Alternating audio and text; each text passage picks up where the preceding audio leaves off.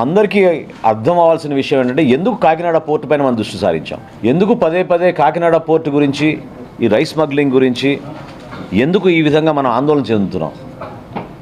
ఎందుకంటే మీడియా మిత్రులు కూడా మీ అందరికీ తెలుసు, స్థానికంగా ఉన్న కాకినాడలో కూడా చాలామందికి తెలుసు, 5 సంవత్సరాల్లో ఎవరిని కూడా లోపలికి ప్రవేశించలేదు, అనుమతించలేదు, అసలు అవకాశమే లేదు. లోపల ఎటువంటి కార్యక్రమాలు జరుగుతున్నాయి, ఎటువంటి బోట్లు వస్తున్నాయి, ఎవరు అక్కడ అధికారులు ఉన్నారు, ఏ విధంగా ఈ కార్యక్రమాలు జరుగుతున్నాయి దానిపైన కనీసం ఒక్క మీడియా మిత్రులను కూడా లోపలికి ఆహ్వానించలేదు, అనుమతి ఇవ్వలేదు. పక్కడబందీగా వ్యూహం మేరకు ఎవరిని రానియకుండా ఒక పెద్ద కాన్స్పిరసీ చేశారు. దాన్ని ఈరోజు నేను మీకు వివరిస్తాను. ఎందుకంటే ఎందుకు కాకినాడ పోర్ట్ అని పదే పదే చాలామంది దాని గురించి ఆందోళన చెందుతూ ఆలోచిస్తున్నారు.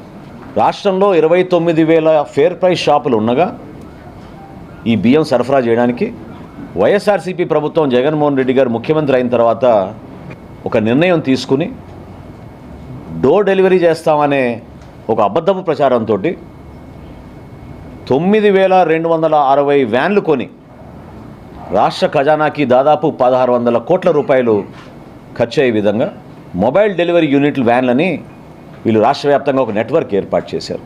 29,000 ఫేర్ ప్రైస్ షాపులు ప్రతి నెల 1వ తారీఖు నుంచి 15వ తారీఖు వరకు ఉదయం నుంచి సాయంత్రం తెరిచి ఉండి వినియోగదారులు ఎప్పుడు వచ్చినా వాళ్ళకి సరుకు అందించే విధంగా ఎన్నో సంవత్సరాలు జరుగుతున్న ఒక మంచి ప్రక్రియని వీళ్ళు పక్కదారి తీసుకెళ్ళి వాళ్ళ స్వలాభం కోసం ఈ వ్యాన్లు తీసుకొచ్చి ఈ వ్యాన్ల ద్వారా రాష్ట్ర వ్యాప్తంగా నెట్వర్క్ ఏర్పాటు చేసుకుని బియ్యం సేకరించడం మొదలుపెట్టారు.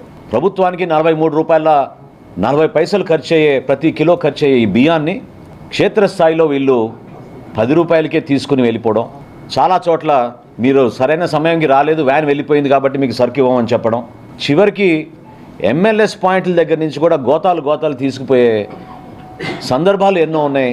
అది చాలా స్పష్టంగా మనకి ఆధారాలు కూడా దొరికినాయి. ఈ విధంగా వీళ్ళు పక్కడబందీగా ఒక గ్రీన్ ఛానల్ ఏర్పాటు చేసుకుని చిత్తూరు నుంచి శ్రీకాకుళం నుంచి నేషనల్ హైవే మీద నేరుగా కాకినాడకి ఎక్కువ శాతం ఈ బియ్యం తరలించే విధంగా ఒక పక్కడబందీ కాన్స్పిరసీ చేసి వీళ్ళు చేశారు. ఆంధ్రప్రదేశ్ తీరంలో ఏ పోర్టుకి లేని విధంగా కాకినాడ పోర్టులో రైస్ ఎగుమతి జరిగింది. ప్రత్యేకంగా వీళ్ళు ఎప్పుడైతే మెడ మీద కత్తి పెట్టి కాకినాడ సీ పోర్ట్స్ లిమిటెడ్ దగ్గర నుంచి వీళ్ళు పోర్టు లాగేసుకుని ఆరోబిందోకు అప్పచెప్పారో ఆ రోజు నుంచి మీరు చూస్తే లెక్కలు ప్రతి ఒక్కరు కూడా ఆశ్చర్యం కలిగిస్తాయి. 3 ఆర్థిక సంవత్సరాల్లో, నేను 5 సంవత్సరాలు కూడా చెప్పడం లేదు, కేవలం గత 3 ఆర్థిక సంవత్సరాలు చెప్తున్నాను. గత 3 ఆర్థిక సంవత్సరాల్లో మన రాష్ట్రంలో గంగారాం పోర్టులో బియ్యం ఎగుమతి 2,20,289 మెట్రిక్ టన్నులు. కృష్ణపట్నం అధునాతమైంది, చాలా పెద్ద పోర్టు, ఇక్కడ 23,51,218. విశాఖపట్నం అన్నిటికన్నా పెద్ద పోర్టు, 38,02,000 మెట్రిక్ టన్నులు. ఇప్పుడు కాకినాడకు వస్తే లెక్కలు చెప్తే మీరే ఆశ్చర్యపోతారు. కాకినాడ పోర్టులో వీళ్ళు దుర్మార్గంగా ఈ 3 సంవత్సరాల నుంచి చేసింది 1,31,18,346 మెట్రిక్ టన్నులు. దీని విలువ ఒక్క కాకినాడదే చెప్తున్నాను, కాకినాడలో రైస్ ఎగుమతి విలువ ఈ 3 సంవత్సరాల్లో 48,537 కోట్ల రూపాయలు. అంటే ఏ స్థాయికి చేరారో చూడండి మీరు. 48,537 కోట్ల రూపాయలు వీళ్ళు అక్కడి నుంచి బియ్యం ఎగుమతి చేశారు కాకినాడ పోర్ట్ నుంచి.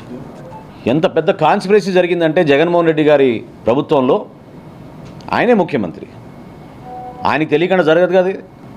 ఆరోబిందో రియాలిటీకి కాకినాడ సీ పోర్ట్స్ ఎందుకు 41% వాటా ట్రాన్స్ఫర్ చేసింది, ఏ సందర్భంలో చేసింది, ఏ విధంగా బెదిరించి భారతదేశంలో కార్పొరేట్ చరిత్రలో ఏనాడు జరగని విధంగా కేవీ రావు గారిని వారి కుటుంబాన్ని బెదిరించి ఏ విధంగా వీళ్ళు 41% వాటా రాయించేసుకున్నారో ఖచ్చితంగా బయటికి రావాలి. కాకినాడ సీ పోర్ట్స్ లిమిటెడ్కి ఆరోబిందో రియాలిటీ ఏ విధంగా దూరింది. గతంలో కూడా బియ్యం ఎగుమతులు జరిగినాయి, కానీ ఈ స్థాయిలో ఎప్పుడు జరగలేదు. నేను ప్రత్యేకంగా మీకు 3 సంవత్సరాల గురించి ఎందుకు చెప్పానంటే, ఇది ఆరోబిందో ఆ పోర్ట్ని టేక్ ఓవర్ చేసిన తర్వాత అసలు ఊహించని విధంగా కృష్ణపట్నంతో పోల్చుకున్న, విశాఖపట్నంతో పోల్చుకున్న 1,31,00,000 మెట్రిక్ టన్నులు కాకినాడ పోర్ట్స్ నుంచి వీళ్ళు బియ్యం ఎగుమతి చేశారంటే ఒకసారి ఆలోచించాలి. ఇందులో ఇంకొక పెద్ద కుంభకోణం ఉంది. కోవిడ్ వచ్చినప్పుడు కేంద్ర ప్రభుత్వం ప్రతి కుటుంబానికి ఉచితంగా బియ్యం సరఫరా చేయమని ఆదేశాలు జారీ చేసినప్పుడు దాదాపు 6,300 కోట్ల రూపాయలు బియ్యం వీళ్ళు లెక్కలు చూపించి ఇక్కడికి తరలించేశారు. 2020, 2021, 2022 ఈ 4 పోర్టులు కూడా నేను మీకు చెప్పిన లెక్కలు కోవిడ్ అప్పుడు జరిగిన ఎగుమతులు. లేకపోతే అసలు రైస్ ఎక్స్పోర్ట్ లేదు ఆ పోర్టుల నుంచి. ఓన్లీ కాకినాడ పోర్ట్ నుంచి రైస్ ఎక్స్పోర్ట్ ఉంది. మొత్తం కేంద్రీకృతం చేసి వ్యవస్థని వాళ్ళు గుప్పిట్లో పెట్టుకుని జిల్లా అధికారులు, పోలీస్ యంత్రాంగం, విజిలెన్స్ యంత్రాంగం అందరినీ వీళ్ళు పూర్తి స్థాయిలో కేవలం వాళ్ళ స్వలాభం కోసం ఉపయోగించుకున్నారు.